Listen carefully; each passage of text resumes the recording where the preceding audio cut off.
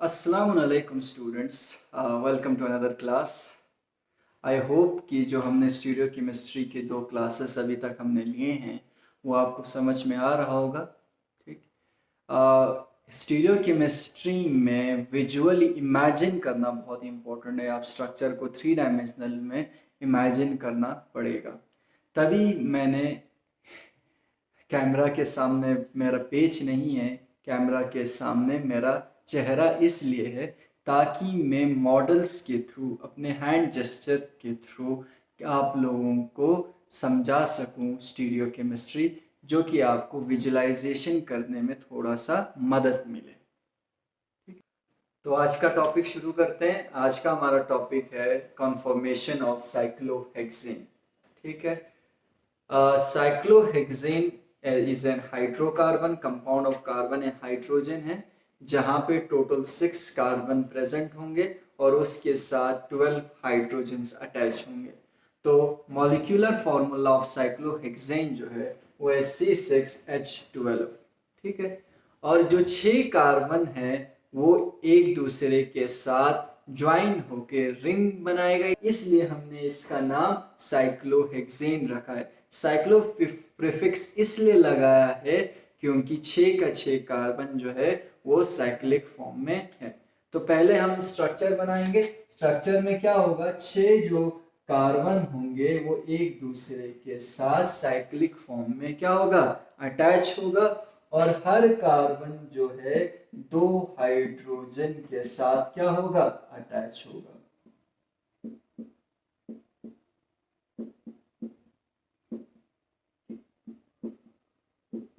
ये हो गया स्ट्रक्चर ऑफ साइक्लोहेक्सेन। ठीक।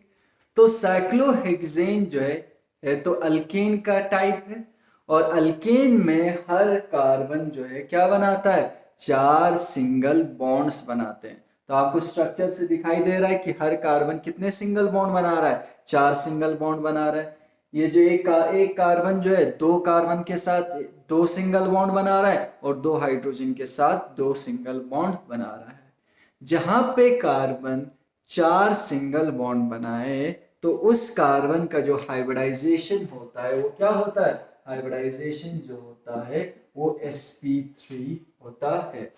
दैट मीन्स साइक्लोहेक्सेन में 6 का 6 जो कार्बन है वो sp3 हाइब्रिडाइज्ड होंगे।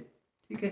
और जब भी हाइब्रिडाइजेशन sp3 हो, बॉन्ड एंगल जो है कितना होता है, 109.5 डिग्री होता है। ठीक है। लेकिन इस जो साइक्लोहेक्सेन मैंने यहाँ पे बनाया है, इसमें जो बॉन्ड एंगल होगा वो कितना होगा, 120 डिग्री होगा। ठीक है। अब देखिए, इस कार्बन के इर्द गिर्द जो 4 बॉन्ड है उस उनका टेंडेंसी है कितना बॉन्ड एंगल बनाना, 109.5 बनाना। लेकिन है कितना बॉन्ड एंगल, बॉन्ड एंगल है 120 डिग्री। यानी अगर किसी भी एटम्स का टेंडेंसी जो है बॉन्ड एंगल वो बनाना चाह रहा है, कितना होना चाहिए, 109 डिग्री, लेकिन है कितना, 120 डिग्री।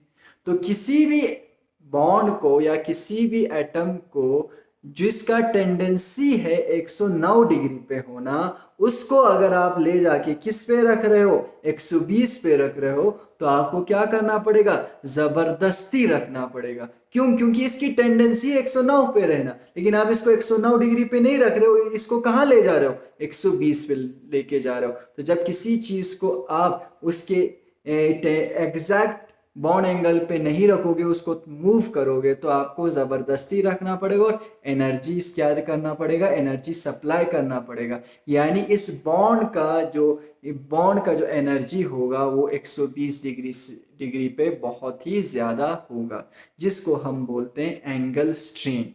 क्या कहते हैं, एंगल स्ट्रेन कहते हैं। तो 120 डिग्री पे साइक्लोहेक्सेन का क्या होगा, एंगल स्ट्रेन होगा, क्योंकि ये कार्बन कार्बन कार्बन बॉन्ड का टेंडेंसी है 109.5 डिग्री, लेकिन ये है कितने पे, 120 डिग्री पे है। ठीक है।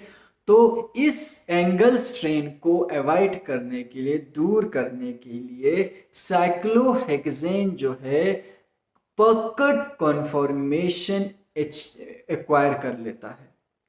पकड़ कॉन्फॉर्मेशन का मतलब क्या है कि cyclohexane 109.5 degree bond angle achieve करने के लिए अजीबो गरीब स्ट्रक्चर जो है अडॉप्ट कर लेता है। ठीक है, तो मेन दो पकड़ कॉन्फॉर्मेशन है, दो कॉन्फॉर्मेशन है जो कौन अडॉप्ट करेगा, साइक्लोहेक्सेन अडॉप्ट करेगा in order to achieve 109.5 degree bond angle.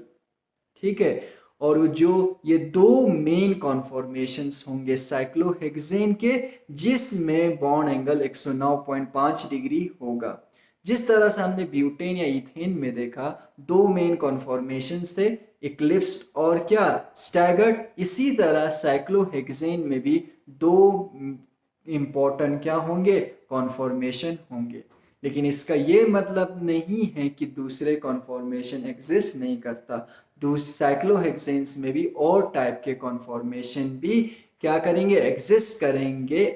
किसके अलावा, बोर्ड और चेयर के अलावा। पहला जो कॉन्फॉर्मेशन है वो कॉन्फॉर्मेशन है बोर्ड कॉन्फॉर्मेशन। बोर्ड कॉन्फॉर्मेशन इसलिए कहेंगे क्योंकि इसका जो शेप होगा वो क्या होगा, साइक्लोहेक्सेन का जो शेप होगा वो एक बोर्ड की तरह होगा। ठीक है, ये बोर्ड कॉन्फॉर्मेशन हो गया। देखिए टोटल कितना है कार्बन, टोटल 6 कार्बन है, 1 2 3 4 5 6, 6 कार्बन है। और हर कार्बन के साथ क्या होगा, 2 हाइड्रोजन अटैच होंगे। तो 2 हाइड्रोजन क्या है, अटैच है।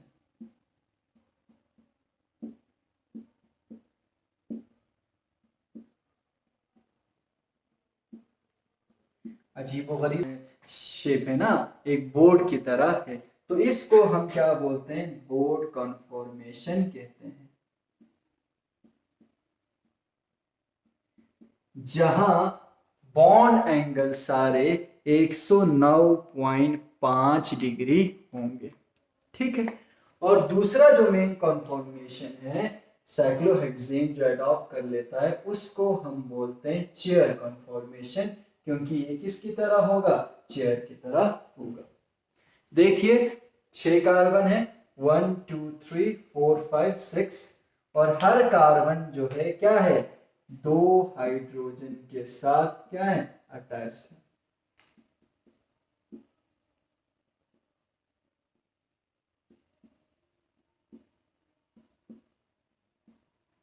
ठीक, इसको हम बोलेंगे चेयर कॉन्फॉर्मेशन, क्योंकि शेप जो है किसकी तरह है,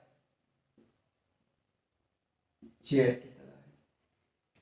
ठीक, तो देखिए, तो साइक्लोहेक्सेन जो है दो टाइप के कॉन्फॉर्मेशन क्या कर लेगा, अचीव कर लेगा। पहला है बोर्ड कॉन्फॉर्मेशन, बोर्ड की तरह कुछ ऐसा है। देखो यहाँ साइक्लोहेक्सेन में टोटल 6 कार्बन, 1 2 3 4 5 6। तो साइक्लोहेक्सेन कुछ पकड़ शेप क्या कर ले, अडॉप्ट कर लेता है टू अचीव 109.5 बॉन्ड एंगल। पहला पकड़ शेप क्या है, बोर्ड कॉन्फॉर्मेशन है, बोर्ड की तरह होगा ऐसे। ठीक है, जहां पे सारे बॉन्ड एंगल कितना होगा, 109 होगा। और दूसरा जो है वो किसकी तरह होगा, चेयर की तरह होगा, इस तरह से होगा कुछ। ये हो गया चेयर कॉन्फॉर्मेशन। ये चेयर की तरह है ना, आराम से बैठ सकते हो। ठीक है, तो दो मेन कॉन्फॉर्मेशंस होंगे साइक्लोहेक्सेन के। पहला कॉन्फॉर्मेशन हो गया बोर्ड और दूसरा हो गया चेयर। ठीक है, तो अब हम थोड़ा सा फोकस अपना किस पे शिफ्ट करेंगे, बोर्ड कॉन्फॉर्मेशन पे। ये रहा मेरा बोर्ड कॉन्फॉर्मेशन।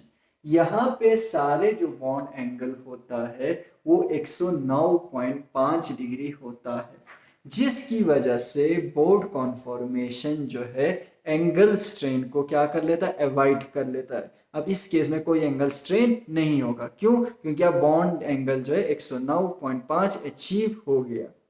लेकिन बोर्ड कॉन्फॉर्मेशन में टॉर्शनल स्ट्रेन होगा।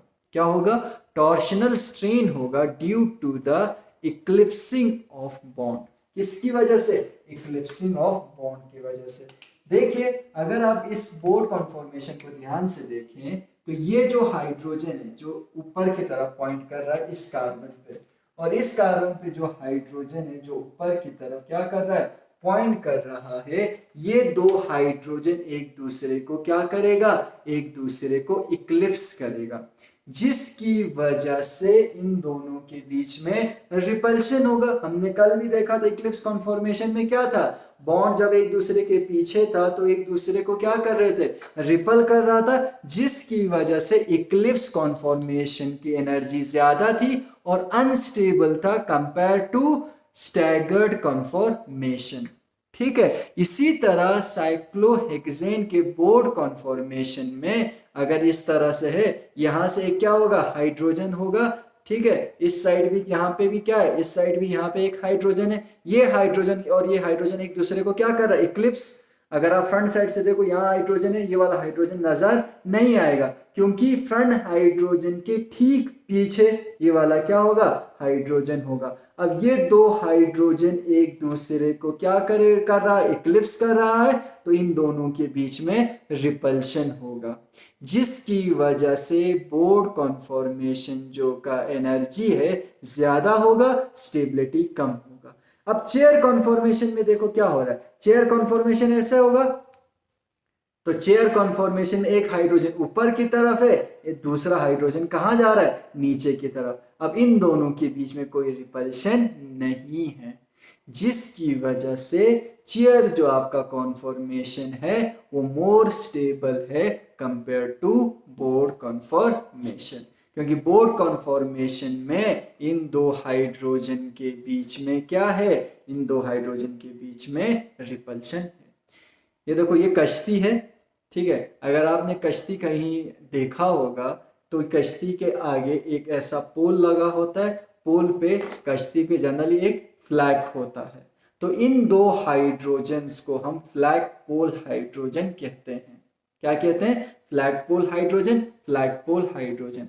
और इन दो फ्लैग पोल हाइड्रोजन की इंटरैक्शन की वजह से, इक्लिप्स करने की वजह से जो रिपल्शन होगा, और रिपल्शन से बोर्ड कॉन्फॉर्मेशन जो है अनस्टेबल हो जाएगा कंपेयर टू चेयर कॉन्फॉर्मेशन। ठीक है, अब क्या करना पड़ेगा इस बोर्ड कॉन्फॉर्मेशन को स्टेबलाइज करने के लिए, स्टेबल बनाने के लिए, इस दोनों फ्लैग पोल हाइड्रोजन के बीच का जो रिपल्शन है उसको क्या करना पड़ेगा, मिनिमाइज करना पड़ेगा। और हमने कल भी देखा रिपल्शन मिनिमाइज कब होता है, जब बॉन्ड्स के बीच में डिस्टेंस क्या होगा, इंक्रीज होगा। तो डिस्टेंस इंक्रीज कब होगा, जब ये थोड़ा सा एक दूसरे से क्या जाएंगे, दूर जाएंगे, ऐसे दूर जाएंगे, ऐसे ऐसे एक दूसरे से दूर। ये देखो अब दूर गया ना, पहले ऐसे था, पास में था, अब एक दूसरे से क्या गया, दूर गया, तो क्या हो जाएगा, बोर्ड थोड़ा सा क्या हो जाएगा, ट्विस्ट हो जाएगा, जिसको हम क्या बोलते हैं, ट्विस्ट बोर्ड कॉन्फॉर्मेशन बोलते हैं, जहां पे फ्लैग पोल हाइड्रोजन के बीच में जो रिपल्शन है वो मिनिमाइज हो जाएगा और स्टेबिलिटी जो है इंक्रीज हो जाएगा। ठीक है, अगर थोड़ी देर के लिए अगर मैं इस देखो बोर्ड कॉन्फॉर्मेशन को ऐसे मान लूं, ठीक है, ऐसे ये बोर्ड है, बोर्ड कॉन्फॉर्मेशन का ये दोनों क्या है, फ्लैग पोल हाइड्रोजन है जो एक दूसरे को क्या कर रहा है, इक्लिप्स कर रहा है। तो अगर वहां से अगर आप देख रहे हो तो आपको सिर्फ ब्लैक पेन नजर आ रहा है, ब्लू पेन नजर नहीं आ रहा, क्यों, क्योंकि ये दोनों एक दूसरे को क्या कर रहे हैं, इक्लिप्स कर रहे हैं। तो बॉन्ड कॉन्फॉर्मेशन में ये दोनों एक दूसरे को इक्लिप्स करेगा, ठीक है, क्यों करेगा, तो इन दोनों के बीच में रिपल्शन होगा, जिसकी वजह से ये बोर्ड कॉन्फॉर्मेशन अनस्टेबल हो जाएगा। ठीक, तो रिपल्शन मिनिमाइज करने के लिए बिटवीन फ्लैग पोल हाइड्रोजन्स क्या करेंगे, ये फ्लैग पोल हाइड्रोजन एक दूसरे से दूर जाएंगे। दूर कैसे जाएगा, ऐसे जाएगा, देखो ये दूर जा रहे हैं, दूर जाने से डिस्टेंस इंक्रीज होगा, डिस्टेंस इंक्रीज होगा तो क्या होगा, रिपल्शन कम होगा तो स्टेबलाइजेशन होगी। तो इसको हम क्या बोलते हैं, ट्विस्ट बोर्ड कॉन्फॉर्मेशन बोलेंगे, क्योंकि बोर्ड स्लाइडली क्या हो गया, ट्विस्ट हो गया, एक इस तरफ आ गया, एक इस तरफ चला गया, समझो। तो ट्विस्ट बोर्ड कॉन्फॉर्मेशन ज्यादा स्टेबल होगा कंपेयर टू बोर्ड कॉन्फॉर्मेशन, लेकिन चेयर कॉन्फॉर्मेशन जो है बोर्ड कॉन्फॉर्मेशन और ट्विस्ट कॉन्फॉर्मेशन दोनों के कंपैरिजन में क्या होगा, ज्यादा स्टेबल होगा। दैट मीन्स अगर स्टेबिलिटी ऑर्डर देखें कॉन्फॉर्मेशन ऑफ साइक्लोहेक्सेन के, जो कॉन्फॉर्मेशन हमने अभी तक पढ़े हैं, तो सबसे ज्यादा स्टेबल चेयर कॉन्फॉर्मेशन, फिर ट्विस्ट बोर्ड कॉन्फॉर्मेशन, फिर उसके बाद जो सबसे अनस्टेबल कौन सा होगा, बोर्ड कॉन्फॉर्मेशन होगा। ठीक है, अब देखो, तो एनर्जी जो डिफरेंस है between board conformation and chair conformation बहुत ही कम होगा। इन दोनों के बीच का जो एनर्जी डिफरेंस है बहुत ही कम है। तो जिस तरह से हमने कहा था ईथेन में भी इक्लिप्स्ड और स्टैगर्ड कॉन्फॉर्मेशन के बीच का जो एनर्जी डिफरेंस है काफ़ी कम होता है, तो इस वजह से ईथेन मॉलिक्यूल जो है रूम टेम्परेचर पे कंटिन्यूअसली रोटेशन होता रहता है। इक्लिप्स और स्टैगर्ड कॉन्फॉर्मेशन एक दूसरे में इंटर कन्वर्ट होते रहते हैं। इसी तरह यहाँ पे भी चेयर और बोर्ड कॉन्फॉर्मेशन ऑफ साइक्लोहेक्सेन में भी एनर्जी डिफरेंस बहुत ही ज़्यादा नहीं होता, बहुत सिग्निफिकेंटली लो एनर्जी डिफरेंस होता है between chair and board conformation, जिसकी वजह से ये चेयर कॉन्फॉर्मर और बोर्ड कॉन्फॉर्मेशन में क्या होता रहता है, इंटर कन्वर्ट होता रहता है एक दूसरे में, चेयर बोर्ड में, बोर्ड चेयर में इंटर कन्वर्जन होती रहती है। और इस इंटर कन्वर्जन में और एक नया टाइप ऑफ कॉन्फॉर्मेशन बनता है जिसको हम बोलेंगे हाफ चेयर कॉन्फॉर्मेशन। देखो थोड़ी देर के लिए फिर से इस पे मॉडल पे फोकस करते हैं। ये मैंने कौन सा बनाया है, बोर्ड कॉन्फॉर्मेशन बनाया है, जहाँ पे फ्लैग पोल इंटरैक्शन है, तो बोर्ड है, तो बोर्ड जो है किस में कन्वर्ट होना है, चेयर में कन्वर्ट होना है। तो चेयर में कन्वर्ट होने के लिए क्या करना पड़ेगा, या इसको नीचे जाना पड़ेगा या इसको क्या करना पड़ेगा, नीचे जाना पड़ेगा। ठीक है, एक अगर ऊपर रहेगा दूसरा कहाँ जाएगा, नीचे जाएगा, तो चेयर बन गया। अगर ये वाला ऊपर रहता है ये वाला नीचे जाएगा तो क्या बना, फिर से चेयर बना। तो इन दोनों में से एक को कहाँ जाना है, नीचे जाना है। ठीक है, तो अब मान लेते हैं कि मैं कौन सा, इसको नीचे कर देता हूं। देखो अब ये मेरे पास बोर्ड कॉन्फॉर्मेशन हो गया। अगर बोर्ड को चेयर में कन्वर्ट करना है तो मुझे क्या करना पड़ेगा, ऐसे ऐसे ऐसे करना पड़ेगा। तो ये कौन सा कॉन्फॉर्मेशन हो गया, चेयर कॉन्फॉर्मेशन हो गया। अब चेयर और बोर्ड कॉन्फॉर्मेशन के बीच में और एक नया कॉन्फॉर्मेशन बनेगा, ये वाला कॉन्फॉर्मेशन। ठीक है, ये क्या था, बोर्ड कॉन्फॉर्मेशन था, ये वाला नया कॉन्फॉर्मेशन बन गया, ये वाला कौन सा कॉन्फॉर्मेशन है, चेयर कॉन्फॉर्मेशन। तो इस वाले कॉन्फॉर्मेशन को, ना ये बोर्ड है ना ये चेयर है, लेकिन ये आधा तो चेयर है ना, तो इसको हम बोलेंगे हाफ चेयर कॉन्फॉर्मेशन। क्या बोलेंगे, हाफ चेयर कॉन्फॉर्मेशन। यानी जब भी बोर्ड कॉन्फॉर्मेशन चेयर कॉन्फॉर्मेशन में कन्वर्ट होगा तो एक क्या बनेगा, हाफ चेयर कॉन्फॉर्मेशन का भी फॉर्मेशन होगा। तो चेयर बन गया, अब चेयर को फिर से बोर्ड में कन्वर्ट करो, हाफ चेयर बोर्ड। तो इसी तरह से चेयर जो है बोर्ड में और बोर्ड जो है चेयर कॉन्फॉर्मेशन में इंटर कन्वर्ट होते रहते हैं। अब देखो 6 कार्बन है, 6 कार्बन के साथ बारम क्या जुड़ा हुआ है, हाइड्रोजन जुड़ा हुआ है। तो यहाँ टोटल 12 हाइड्रोजन्स हैं, जिसमें जो किसके साथ बॉन्ड बना रहा है, कार्बन के साथ। तो 12 क्या होंगे, CH बॉन्ड होंगे। 12 क्या होंगे, कार्बन हाइड्रोजन बॉन्ड्स होंगे, जिसमें से 6 CH बॉन्ड से एक तरह के होंगे, एक टाइप के होंगे, और बाकी 6 CH बॉन्ड एक तरीके के होंगे। यानी चाहे वो चेयर कॉन्फॉर्मेशन हो या बोर्ड कॉन्फॉर्मेशन हो, हमारे पास 2 टाइप के CH बॉन्ड्स होंगे। 6 CH बॉन्ड एक तरह के होंगे, बाकी 6 CH बॉन्ड एक तरह के होंगे। ठीक है, जो बॉन्ड ऊपर की तरफ क्या कर रहा है, या ऊपर की तरफ, देखो ये ऊपर की तरफ कर रहा है, ये भी ऊपर की तरफ कर रहा है, या ये ऊपर की तरफ कर रहा है, ये भी ऊपर की तरफ, या जो नीचे की तरफ, ये किसकी तरफ, नीचे की तरफ पॉइंट कर रहा है। जो CH बॉन्ड या ऊपर की तरफ डायरेक्ट है, ऊपर की तरफ है, या किसकी तरफ है, नीचे की तरफ है, उन बॉन्ड्स को, उन CH बॉन्ड्स को हम एक्सियल CH बॉन्ड कहते हैं। और इसी हमारे पास टोटल 6 क्या होंगे, एक्शियल CH बॉन्ड्स होंगे। ठीक है, एक्शियल बॉन्ड्स कहेंगे। और जो बॉन्ड किसकी तरफ है, ऐसे यानी आउट ऑफ रिंग आ रहा है, 1 2 3 4 5 6, ये जो बाकी 6 बॉन्ड्स हैं ये कैसे आ रहा है, या उधर जा रहा है या इधर जा रहा है ना। तो ऐसे अगर हम अर्थ को देखें तो ऐसे कौन सा एक्सिस जाता है, इक्वेटर ऐसे ही जाता है ना। तो इन सारे बॉन्ड्स को हम क्या बोलते हैं, जो या लेफ्ट साइड में आ रहा है या राइट साइड में आ रहा है, ऐसे है, इन सारे बॉन्ड्स को हम बोलेंगे इक्वेटोरियल बॉन्ड, क्योंकि ये सारे CH bonds along the equator है। तो हमारे पास टोटल 6 एक्शियल बॉन्ड्स होंगे और 6 इक्वेटोरियल बॉन्ड्स होंगे। एक्शियल बॉन्ड्स वो बॉन्ड जो ऊपर की तरफ है या नीचे की तरफ, अप या डाउन, ठीक है। और इक्वेटोरियल बॉन्ड वो बॉन्ड जो आउट ऑफ द रिंग आ रहा है, या राइट साइड में जा रहा है या लेफ्ट साइड में जा रहा है, यानी अलोंग द इक्वेटर। तो उन बॉन्ड्स को हम क्या बोलते हैं, इक्वेटोरियल बॉन्ड।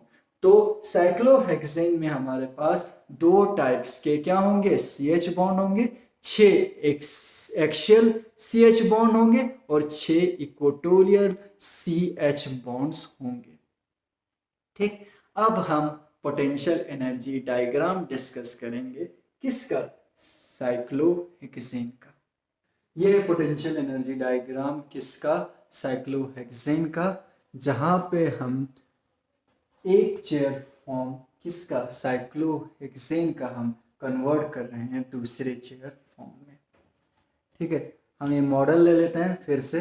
ये हमारे पास मॉडल है बोर्ड कन्फॉर्मेशन का। तो बोर्ड कन्फॉर्मेशन है, ठीक है। अब मैं इसको किस में पहले कन्वर्ट करता हूँ, चेयर कन्फॉर्मेशन में कन्वर्ट करता हूँ। ये चेयर कन्फॉर्मेशन है मेरे पास, ठीक है।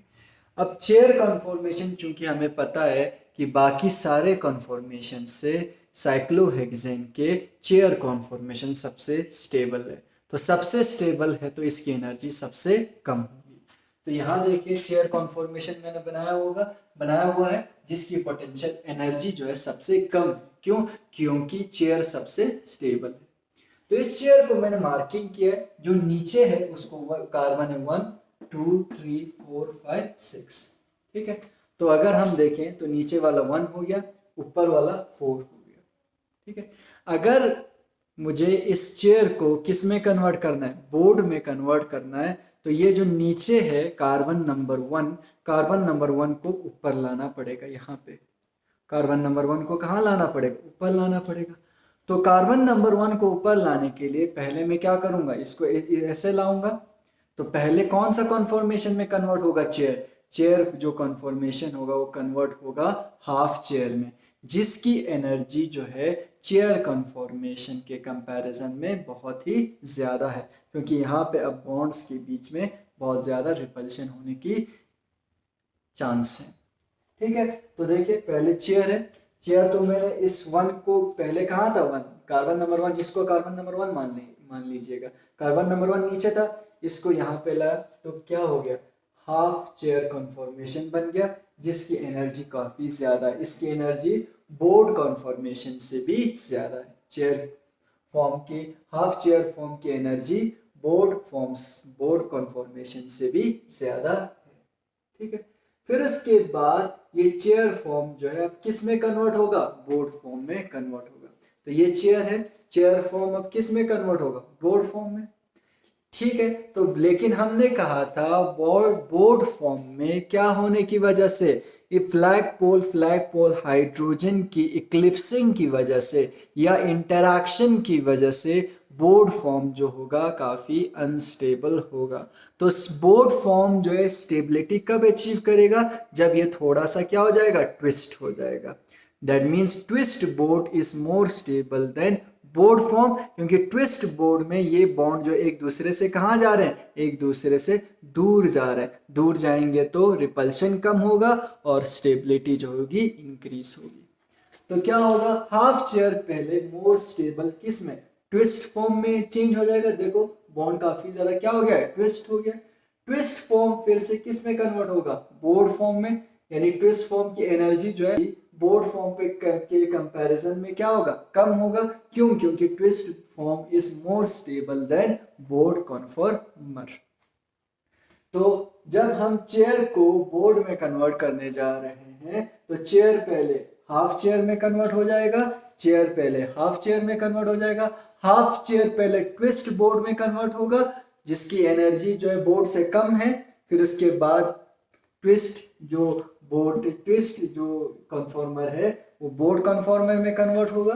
तो बोर्ड कन्फॉर्मेशन में अब क्या है, 1 जो पहले नीचे था अब कहाँ आ गया, ऊपर आ गया, और 4 भी ऊपर है, ये एक बोर्ड बन गया। ठीक है, अब मैं अगर इस बोर्ड कन्फॉर्मर को किस में कन्वर्ट करना चाहूँ, चेयर कन्फॉर्मर में कन्वर्ट करना चाहूँ, तो दो तरीका है। एक तो जो ये 1 है जो ऊपर आया है उसको फिर से हाफ चेयर में कन्वर्ट करूं और फिर से किस में कन्वर्ट करूं, चेयर में कन्वर्ट करूं, फिर क्या हो जाएगा, 1 फिर से नीचे चला जाएगा, तो ये चीज ये वाला चेयर कॉन्फॉर्मेशन बनेगा। या दूसरा चीज है कि 1 को तो हमने ऑलरेडी ऊपर लाया ना, अब इस 4 को कहाँ लिया जाए, नीचे लिया जाए। तो अगर ये 4 भी अगर नीचे चला जाता है तब भी कौन सा कॉन्फॉर्मेशन बनेगा, चेयर कॉन्फॉर्मेशन बनेगा। ठीक है, तो ये बोर्ड हमारा बन गया। अब हम किसको, 4 को कहाँ लेके जाएंगे, 4 को नीचे लेके जाएंगे। 4 को नीचे ले जाने के लिए क्या करना पड़ेगा, पहले हाफ बोर्ड बनेगा, हाफ बोर्ड बन गया, तो ये हाफ बोर्ड बन गया जहाँ पे ये 4 है, 4। ठीक, फिर हाफ बोर्ड किस में कन्वर्ट हो जाएगा, चेयर कॉन्फॉर्मेशन में कन्वर्ट हो जाएगा। अब पहले का जो चेयर था उसमें 1 नीचे था, 4 ऊपर था, अब लास्ट वाला जो चेयर का कॉन्फॉर्मेशन बनेगा वहाँ 1 ऊपर होगा और 4 जो है 4 नंबर, कार्बन नंबर 4 कहाँ होगा, नीचे होगा। फिर भी कौन सा कॉन्फॉर्मर बन रहा है, चेयर कॉन्फॉर्मर बन रहा है। चेयर कॉन्फॉर्मेशन जिसमें 1 नीचे है 4 ऊपर है। चेयर को अगर मुझे किस में, बोर्ड में कन्वर्ट करना है तो ये 1 क्या आ जाएगा, ऊपर आके क्या बनेगा, हाफ चेयर बनेगा। हाफ चेयर फिर से बोर्ड में कन्वर्ट होने से पहले किस फॉर्म में जाएगा, ट्विस्ट फॉर्म में। क्यों? क्योंकि ट्विस्ट फॉर्म जो है मोर स्टेबल है बोर्ड फॉर्म से। बोर्ड बन गया, अब बोर्ड में देखो 4 भी ऊपर है 1 भी ऊपर है, तो अगर मैं इस बोर्ड को फिर से चेयर फॉर्म में कन्वर्ट करने की कोशिश करूं तो 1 को हम नीचे ले जा सकते हैं या 4 को नीचे ले जा सकते हैं। तो 1 को अगर नीचे लेके जाएंगे तो फिर से ये वाला चेयर फॉर्म बनेगा, तो अब हम किसको, 4 को नीचे लेंगे। तो 4 को जब नीचे ले आएंगे तो ये क्या हो जाएगा, प्लेन में, इसी प्लेन में आ जाएगा 2 3 5 और 6 के। तो पहले बोर्ड किस में, मोर स्टेबल ट्विस्ट में कन्वर्ट हो जाएगा, ट्विस्ट फिर उसके बाद किस में, हाफ चेयर में कन्वर्ट हो जाएगा, जहां पे 4 अब क्या आ रहा है, प्लेन में आ रहा है, किसके, कार्बन नंबर 2 3 और 5 और 6 के। और लास्ट में ये 4 नीचे आ जाएगा, अगर 4 नीचे आ जाएगा तो फिर से कौन सा कॉन्फॉर्मर बनेगा, चेयर कॉन्फॉर्मर बनेगा। और अगर मैं स्टेबिलिटी देखूं तो सबसे ज्यादा स्टेबल कौन सा है, चेयर कॉन्फॉर्मर है। फिर उसके बाद कौन सा स्टेबल है, ट्विस्ट बोर्ड कॉन्फॉर्मेशन। फिर उसके बाद कौन सा है, फिर उसके बाद बोर्ड कॉन्फॉर्मेशन ज्यादा स्टेबल है। और सबसे जो अनस्टेबल है वो कौन सा कॉन्फॉर्मेशन है, हाफ चेयर कॉन्फॉर्मेशन। ठीक, तो अगर मैं कॉन्फॉर्मेशन ऑफ साइक्लोहेक्सेन की स्टेबिलिटी ऑर्डर देखूं तो सबसे ज्यादा स्टेबल होगा चेयर फॉर्म, फिर उसके बाद ट्विस्ट बोर्ड फॉर्म, फिर उसके बाद बोर्ड फॉर्म, और सबसे लीस्ट जो स्टेबल कॉन्फॉर्मेशन है साइक्लोहेक्सेन की वो है हाफ चेयर फॉर्म। अब हम एनर्जी डिफरेंस देखते हैं। Energy difference between chair form and twist form. Chair form और ट्विस्ट फॉर्म के बीच में एनर्जी डिफरेंस कितना है, 23 किलो जूल पर मोल, और हम कह सकते हैं 5.5 किलो कैलोरी पर मोल। किसके बीच में एनर्जी डिफरेंस, चेयर फॉर्म और ट्विस्ट बोर्ड फॉर्म के बीच में। चेयर फॉर्म और बोर्ड फॉर्म के बीच में एनर्जी डिफरेंस है 29 किलो जूल्स का, या हम कह सकते हैं 6.9 किलो कैलोरी पर मोल का। ठीक है, इसी तरह चेयर और हाफ चेयर के बीच में जो एनर्जी डिफरेंस है वो है 42 किलो जूल्स पर मोल, या हम कह सकते हैं 10 किलो कैलोरी पर मोल। ठीक, तो energy difference between chair form and twist boat form 23 kilo joules per mole, between chair and board form 29 kilojoule per mole, and chair form and half chair form is 42 kilojoules per mole. ये था potential energy diagram cyclohexane का। तो थोड़ा सा अगर 2 minute में आज के लेक्चर को अगर मैं रिकैप करूं, तो हमने साइक्लोहेक्सेन का स्ट्रक्चर ड्रॉ किया। स्ट्रक्चर ड्रॉ करने के बाद हमने देखा बॉन्ड एंगल 120 है, जिसकी वजह से रिंग स्ट्रेन होगा। रिंग स्ट्रेन को दूर करने के लिए साइक्लोहेक्सेन पकड़ शेप क्या करेगा, एडॉप्ट करेगा। दो टाइप की मेन कॉन्फॉर्मेशन होगा किसका, साइक्लोहेक्सेन का। एक होगा बोर्ड, दूसरा होगा चेयर। बोर्ड कॉन्फॉर्मेशन में फ्लैग फॉल इंटरैक्शन की वजह से रिपल्शन ज्यादा होगा, जिसकी वजह से बोर्ड फॉर्म लेस स्टेबल होगा compare to chair form. Chair form ज्यादा स्टेबल होगा, ठीक है। फिर उसके बाद हमने इंटर कन्वर्जेंस देखे, जब हम चेयर को किस में कन्वर्ट करेंगे, बोर्ड में। बोर्ड को फिर से हम किस में करेंगे, चेयर में करेंगे। तो इस बीच दो और कॉन्फॉर्मेशन फॉर्म होगा, एक है ट्विस्ट बोर्ड, दूसरा है हाफ चेयर। ट्विस्ट बोर्ड में जो वही बोर्ड है वो थोड़ा सा क्या हो जाएगा, ट्विस्ट हो जाएगा। फ्लैग पोल हाइड्रोजन के बीच में डिस्टेंस जो है इंक्रीज हो जाएगा, जिसकी वजह से रिपल्शन कम, स्टेबिलिटी ज्यादा हो जाएगा। तो ट्विस्ट बोर्ड बनेगा। जब आप चेयर को बोर्ड में कन्वर्ट करते हो या बोर्ड को चेयर में कन्वर्ट करते हो, तो इन दोनों के बीच में और एक कन्फॉर्मेशन फॉर्म हो जाएगा, जिसको हम बोलते हैं हाफ चेयर कन्फॉर्मेशन, ठीक है। तो अगर मैं स्टेबिलिटी देखूं चारों कॉन्फॉर्मर्स की, साइक्लोहेक्सेन की, सबसे ज्यादा स्टेबल होगा चेयर, फिर उसके बाद ट्विस्ट बोर्ड, फिर उसके बाद बोर्ड, और सबसे अनस्टेबल जो होगा वो होगा हाफ चेयर कॉन्फॉर्मेशन, ठीक है। That's all for today. Thank you very much. See you in next class.